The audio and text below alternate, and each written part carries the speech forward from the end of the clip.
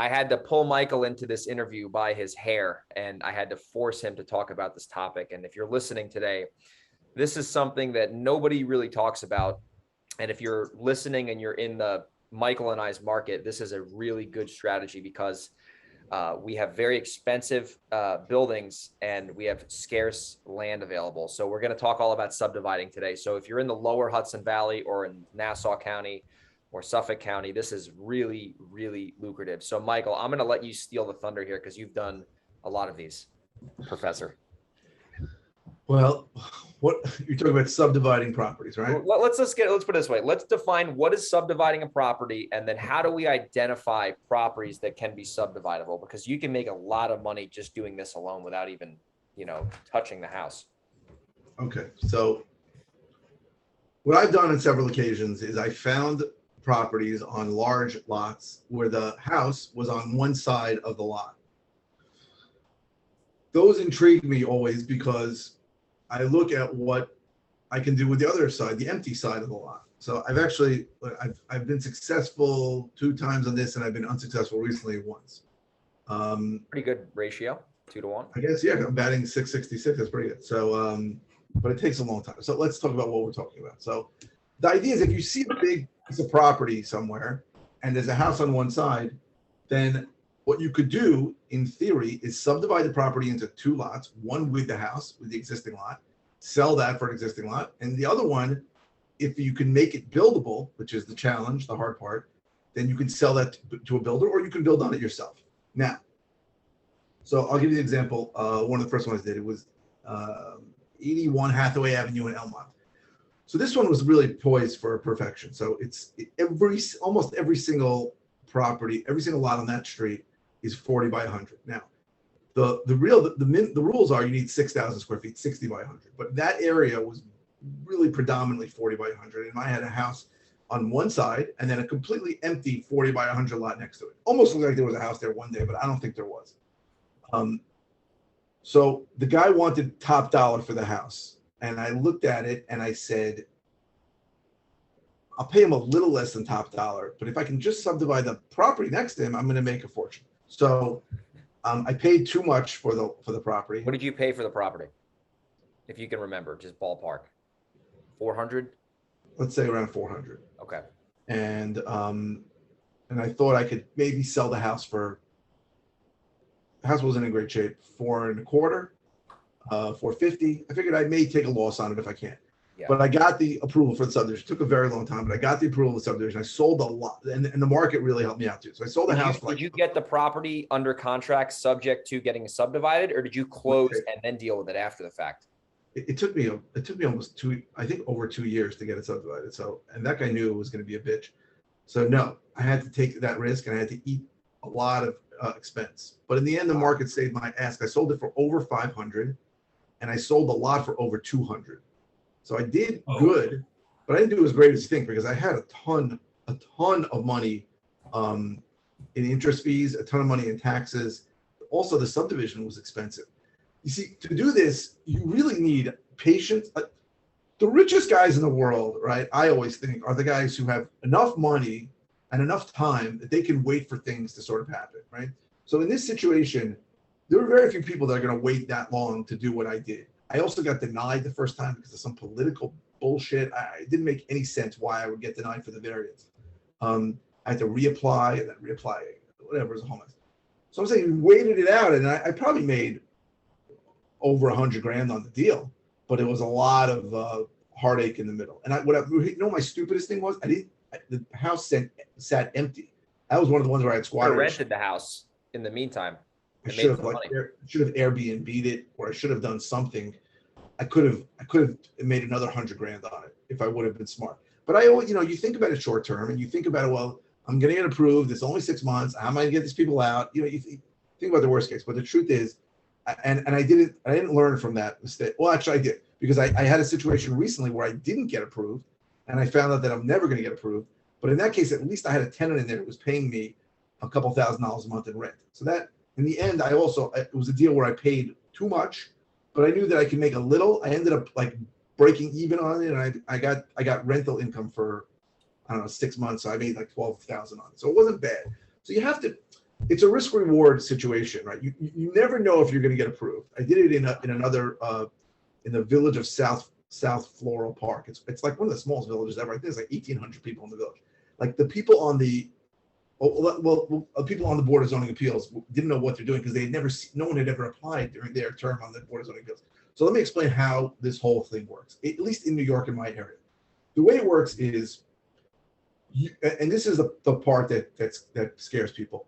You have to call the local building department, right? And you have to say, what is the minimum square footage of a lot, and what is the minimum frontage of a lot, right? Those are the two main things. So in most parts, some parts of Long Island, it's 60 feet of frontage. You need 60 feet on the street, and you need 6,000 square feet. Right? 60 feet of 60 feet wide, 60 feet wide, okay, and 100 feet deep. Sometimes it's much deeper. It could be 80 by 70, doesn't matter. But you need those minimums. So you need to know that. And usually the people in the building department, I find, will very easily tell you. Some are jerks, some won't tell you over the phone, but in person you can get that information. And then you got to whip out your tape measure and you got to figure out how it was. So I just had this property in the village of Babylon where it was like 150 feet wide. The house was all the way on one side, this huge like empty forest on one side. And I thought it was 150 wide, but they needed like 80 feet of frontage in that area. And I thought that I thought it was only 70. I thought it worked. Maybe it was 130. I don't remember. But I needed a small variance. But when I spoke to the people, so the way it works, and this is the complicated part. The way it works is you actually have to file a building permit and apply to build on this lot, right? Which you will always get rejected for, right? Because there's some kind of problem, assuming you don't have the minimum area. So you have to spend money on an architect who's got to draw plans of a house, right? You hope you have an architect who has got stock plans that he can just duplicate, and you have to also get surveys. You have to get a survey of the entire lot. You have to get surveys of the proposed house lot with the existing property and a proposed new lot with a new property on it. And then you have to bring all that stuff. Also, you have to get a survey map, a radius map. In some places, it's 100 feet around the property. Some places, it's 200 feet around the property. With every single property that touches it, and the BZA, the Board of Zoning Appeals, will look at it and decide whether this is typical for the area or whether it is not typical for the area. And also, that radius map serves because all the people who are in that radius have to get notified that there's a Board of Zoning Appeals hearing. So once your building permit gets rejected, in most places, some places will let you forego getting the building permit, but most places will ask you to apply for a building permit, get rejected, and then go to the Board of Zoning Appeals. They call it the BZA, Board of Zoning Appeals, with this big package of the surveys I just told you, obviously the plans of the house. They may want you to do a rendering of the front of the house also, and this radius map, and proof that you sent certified mail to everybody in that radius about the hearing, and then they can show up to the hearing. Now, inevitably, some schmuck neighbor is going to explain why they don't want you to build it. It's inevitable. So if you have the time, and I've done this in some places, you go to the neighbors and you tell them first, hey, I bought this lot, I'm building a house, it's going to be a nice house. I like if you can write a letter. I have a letter for you. If you can sign it, I'll print it up for you that you agree with it. Those are the things that help you, because inevitably some guy is going to decide that it's not. I remember the one in NIMBY, not in my backyard. It was a no-brainer. I mean, a no-brainer. And this person said that this is going to destroy the character of the area. I mean, it's just stupidity. Thankfully, we got it, and they can go pound sand.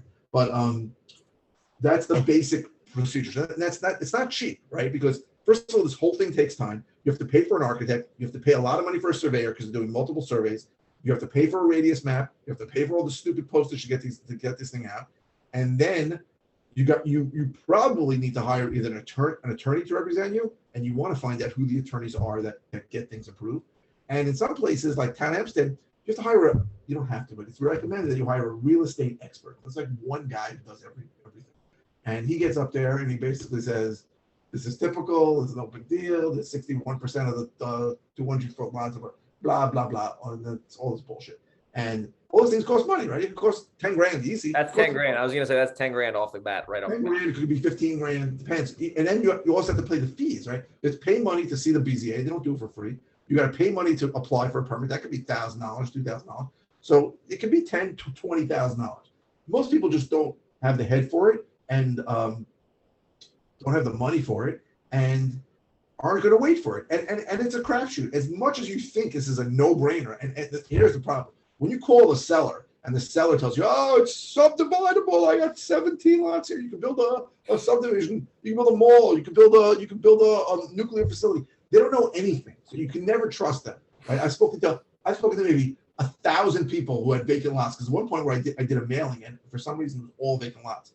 And everybody was like, you can definitely build a house here. My grandfather built a house here. You can build a house here. They told me in the village, you could build a house here, right? And things change, right? I know in Babylon now, if you don't have sewers running to your lot, and it's a substandard lot, they will never give you not for an inch. If you're 59 feet 11 inches, you won't get it.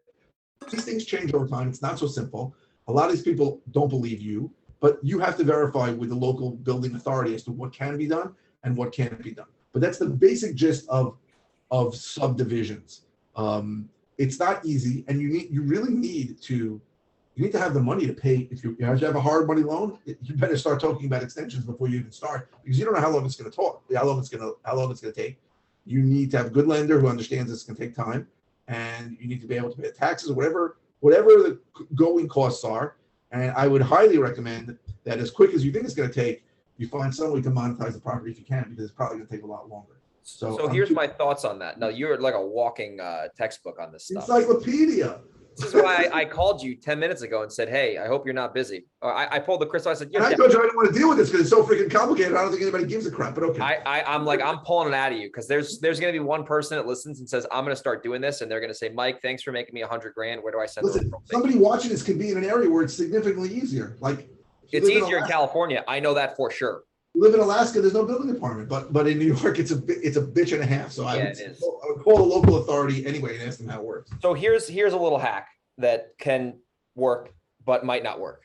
You can get a property under contract. And this is if you have a seller who probably wants their price, will name their price, whatever it is. Let's say it's market value. And your terms are, we can get it under contract subject to, not the existing mortgage, but subject to me getting your property subdivided. And you will have to go with the flow. Absolutely. So the second one I did it subject to. That was in the village of South Floral Park. It was actually a much quicker process, but that guy sold it to me subject to approval. As soon as I got the approval, I closed on it. He got his money. He was happy. And then I immediately sold the lot. I already had a contract. I was in contract already on the lot, also subject to. So I was in contract to buy the property subject to, and I was in contract to sell the lot subject to. Sold it to a builder right away. Did you find that builder on the MLS, or did you find that builder from your network? I don't remember. I think it's from the network. There was a guy who built in the area, and I called him. Yeah. He was good. I sold him a couple of lots because I bought other lots that, sometimes I just buy vacant land and I'll sell it to a builder if I don't want to build on it. So yes, buying property subject to is good. So some people understand what that means and understand this could take time and it may never happen. Some have no idea what that means, and they just think, okay, this guy's giving me my number, I might as well just agree to whatever he does. But it's usually the attorney's going to tell them that this is something, in New York anyway, that this is something that could take time. But yeah, that's much better. There's no risk. Well, there is risk in that case. The risk is, right, all the soft costs you're going to put into it. If you don't get approved, you're not going to buy the property, but you're going to be out that $10,000 to $20,000 that we discussed before. But you're limiting your risk significantly.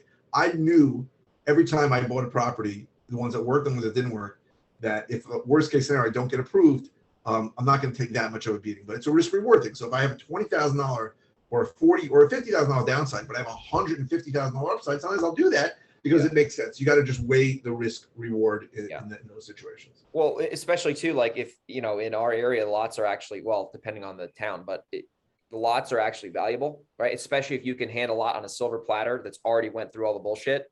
That's appealing to a builder, because a builder, if they're truly a builder, that's what they're going to do.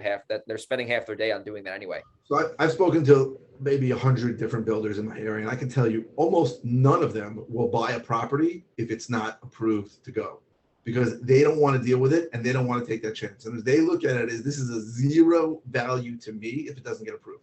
There were times where I had somebody who wouldn't let me buy it subject to, but it seemed like a real no-brainer, and I handed it to builders for prices that I thought were unbelievable, for these builders begging me for land, please give me something to build. And they were like, it's zero value to me if it's not approved yet. I'm not going to take that chance. And why? Because a lot of these guys have been burned, right? It takes one jerk off neighbor to come up and say, I need an environmental study or something stupid like that. People are pains in the ass. Now I'm in my village that I live in, I'm on the planning board. So we only see like subdivisions when they're completely approved already. Either they got the variance or it's completely as of right. And so I have access to look at like old planning board minutes. And I'm looking at stuff, my village is over 100 years old. I'm looking at stuff like in the 1910s in areas that are now normal. And somebody wants to divide a massive lot into 2 houses, and people are screaming the same BS they're screaming now. You're going to kill the neighbor, the traffic's going to be terrible. Oh, the environment. It's the same shit. People will always complain against development, always. In my neighborhood right now, there's pitchforks and torches going on. They just approved some rezoning the area near us. They're telling you how bad everything's going to get. And I have good friends that are like the leaders of this movement. And I'm like, I do not agree with you. You're going to have to develop this area. Right? We had a golf course, massive golf course that was zoned residential. And and the golf course, the private golf course was going out of business. They couldn't make ends meet. So a couple of rich guys bought the golf course and they were able to build, as of right, 180 houses. The place went bonkers. They went nuts. So they said, like, we'll negotiate. Maybe you want to build less, build 100 houses. And they yelled at the town of Hempstead so loud, the town of Hempstead rezoned the land to some special use where they can't do. So the developer now is suing the town of Hempstead for $10 million. I think they're going to win. They bought a property. They were going to do something with it. They rezoned this in a special use because all the neighbors are so angry. To me, it's nuts, right? They should negotiate it. So build 50 houses on this massive golf course instead of 150. But there was nobody to talk to. It was just screaming people foaming at the mouth. So they're still screaming, foaming at the mouth. There's always going to be people who fight development, even if it's literally taking their best interest. Even if it's in their best interest, you have the one in Babylon was disgusting. People were the neighbors were begging me to build a house on it, but the village would never give me a variance for it. Never. It just didn't work for them. And it was super deep. It was 200 feet deep. People just. It's risk reward, right? So the takeaways for people listening, for us to put this in English, is that if you can get a lead and you are in my area or Michael's area, New York City is a whole nother show. But basically, if you see that the property, and this is a quick hack, if you go on Redfin or PropStream or the MLS is garbage for that. But if you go on Redfin or PropStream or Zillow and you see all the comps and you look at the lot size, this is huge in California. You look at the lot size and you see all the neighbors' lots are 6,000 square feet, 7,000 square feet. And you see that your lot is 14,000 square feet, and you go there or you send someone there and you see that there's an opportunity where, oh, it's to the left, it's to the right. You got to use your common sense to identify this, because if the property is directly in the middle of that big lot, you're fucked, right? You can't, maybe you can build an ADU in the back. You got to look and see what builders pay for it. It's possible that you knock down the house, you can get more for and you can split lots, it. But it gets harder. It gets much harder. Yeah, because if you get it at a discount or you buy it at retail, because I'll give you an example. Like in Westchester, you can buy a shack for $500K. Like I'm talking on the water, Westchester, across the sound from you, and you buy a shack, knock it down, split that lot, and build 2 houses, and they both sell for 1.2 million. Yeah, you got something there. But if you're in a different, like, for example, if you're in like the middle of nowhere, Dutchess County, and land is very abundant, right? You really, and I had this happen. I've actually had this happen to me several times where the seller's like, it's on 15 acres. The things you can, I'm like, listen, dude, your house backs up to a farm. Nobody, like, there's not a lot of value there. But if you're in a very urban, dense northern New Jersey, even some parts of Orange County, some parts of Rockland County, pretty much all of Rockland County, all of Westchester, all of Nassau, some of Suffolk, like, there's a lot of urban, dense housing that you can build. So you really just gotta, suburban.